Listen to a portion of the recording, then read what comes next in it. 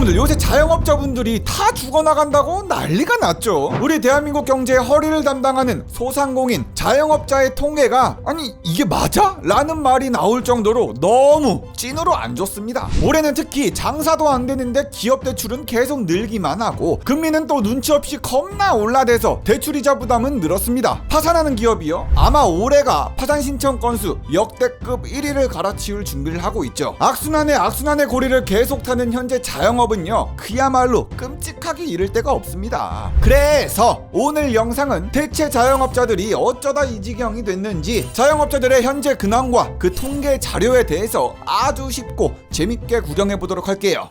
자, 일단요 우리 대한민국 자영업의 나라라고 해도 될 정도로 자영업을 하시는 분들이 많습니다. 통계청은 이렇게 얘기를 하죠. 우리의 통계에 따르면 대한민국의 전체 취업자 중 자영업자의 비중은요 2023년 2분기 기준으로 약 20%나 차지하고 있습니다. 그러니까 취업자들의 5명 중 1명이 일단 창업부터 하고 본다는 거죠. 우리 대한민국에서 자영업자의 인구수만 해도 578만 명이나 됩니다. 근데 우리 대한민국과 다른 나라를 비교해보면 우리 대한민국의 자영업자 비율은 엄청 높은 편이긴 합니다. 2022년을 기준으로 경제협력개발기구의 자영업자 비율, 우리 대한민국이 35개 국가 중에서 8번째로 높았습니다. 잉?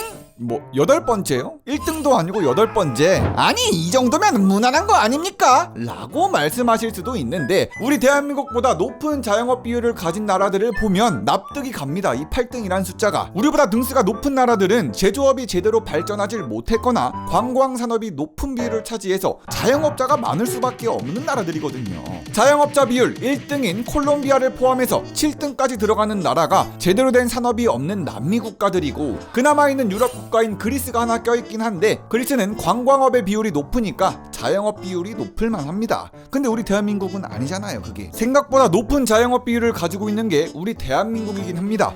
자, 그런데요 자영업자야 뭐 언제나 힘들었지만요 최근 2023년 자영업의 위기가 막 슬슬 들리는 이유가 있거든요. 그 이유 첫 번째가 너무 많이 올라버린 금리, 두 번째가 높은 인플레이션으로 인한 고정 비용들, 세 번째가 실질 임금이 감소한 소비자들이 지갑을 닫았다는 겁니다. 경기 침체가 왔다는 거죠. 현재 대한민국의 기준금리 계속 단계적으로 올라 현재 3.5% 수준입니다. 여태까지 자영업을 하시면서 대출 받으셨던 분들 이자 비용에 허덕일 수밖에 없어요. 솔직히 기준금리 요 정도까지 올라갔으면 자영업자분들 입장에서야 중대사항이 맞습니다. 아니 이 이자를 어떻게 버틸 건데. 일단 자영업자분들의 대출 잔액부터 살펴보면요 진짜 살벌하게 부채가 늘어가고 있습니다. 한국은행에서 제출받은 자료에 따르면요 올 2, 4분기 말 자영업자 대출 잔액은 1000조를 넘어 1033조 7천억 원을 찍었습니다. 뭐 천조국이야 뭐야. 이 수치는 코로나19 사태 이전인 2019년 말 684조 9천억 원보다 약 51%나 급증한 수치죠. 아니 전체 부채가 50%나 는 게 진짜 말이 됩니까? 비중이 어질어질하죠. 이렇게 자영업자분들의 대출이 빠르게 늘면서 자영업자 부채의 부실 가능성 높아지고만 있습니다. 연체율도 계속 올라요 지금. 여기 자영업자의 대출 잔액 중에서도요 단기 차입금 규모를 좀 눈여겨봐야 되는 게 여러분들 보통 단기 차입금은요 회사의 운영자금으로 바로바로 쓸 돈을 빌리는 거란 말이에요. 당장 뭐 월급을 준다고 한다던가 재료비, 운영비로 쓸 돈이 없어서 급전으로 대출을 하는 게 단기 차입금에 속합니다. 근데 이 규모가 늘어난다는 건 기업들이 지금 당장 아주 힘들다는 걸 보여주는 거죠. 회사 운영을 일단 돈을 빌려서 하는 거나 마찬가지니까요.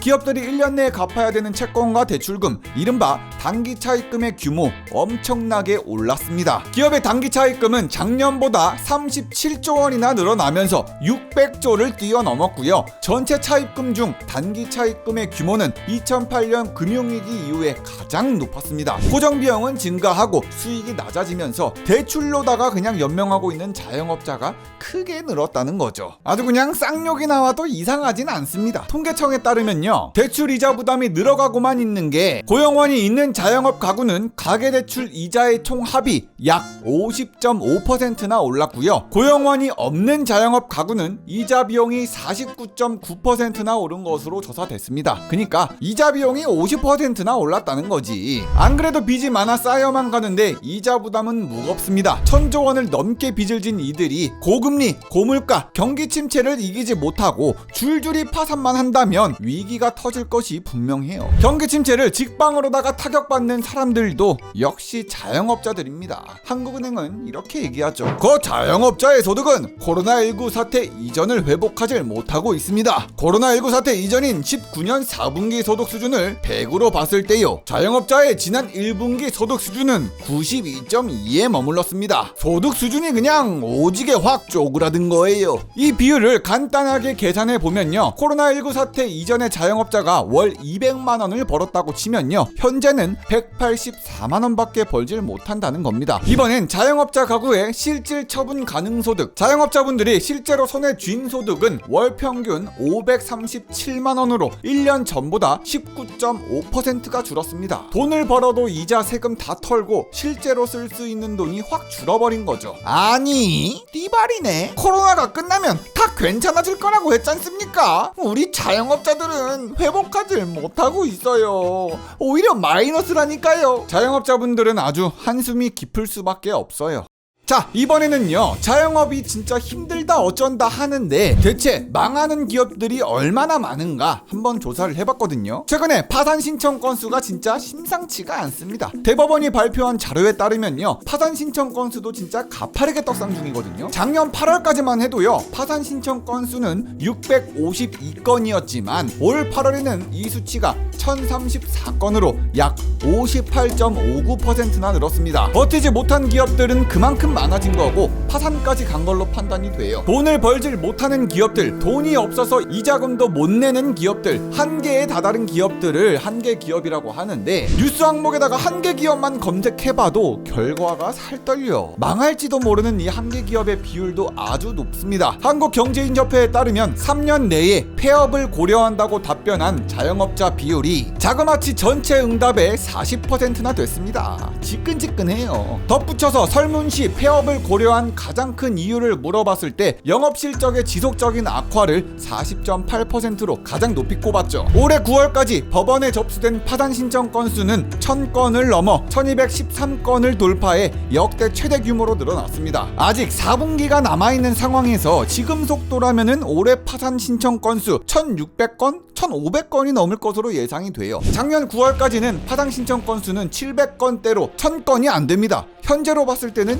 64% 이상 이 파산 신청이 급증한 데다가 연간 건수도 작년에는 1004건으로 겨우겨우 1000건을 넘겼는데 올해는 이미 1000건을 넘겨 1200건이 넘었다고 했잖아요. 자영업자 위기는 언제 터져도 이상하지 않은 문제가 됐습니다. 아주 시한폭탄이에요. 대출이자를 갚지 못해서 신용불량자가 된 자영업자 수도 진짜 도라이급입니다. 금융채무불이행자로 등록된 자영업자의 수만 해도 1년 반 만에 배에 가까이 늘었죠. 올해 2분기까지 52,061명으로 약 1년 반 전인 2021년 말 28,000명과 비교해봤을 때 약 82%가량 불어난 것으로 보입니다. 파산하시는 자영업자가 늘면서 이들의 빚들이 그냥 날아가는 게 아니잖아요. 그냥 조상님이 해결해주는 게 아니에요. 자영업자가 졌던 빚은 그대로다가 캠코가 또 하나 바치고 있는 실정인데, 캠코는 소상공인과 자영업자의 부채를 탕감해준다고 해서 부실채권을 겁나 사들였는데 이게 회수가 안 되고 있습니다. 올해 2023년 캠코는 81억 원의 단기 순손실을 낼 거라는 보고서가 나왔고요. 캠코는 출범 후에 첫 적자의 위기를 맞았습니다. 그래도 참 캠코도 대단한 게 자영업자 살려주겠다고 원금의 최대 90%나 탕감해주는 채무 조정을 해주고 있어요.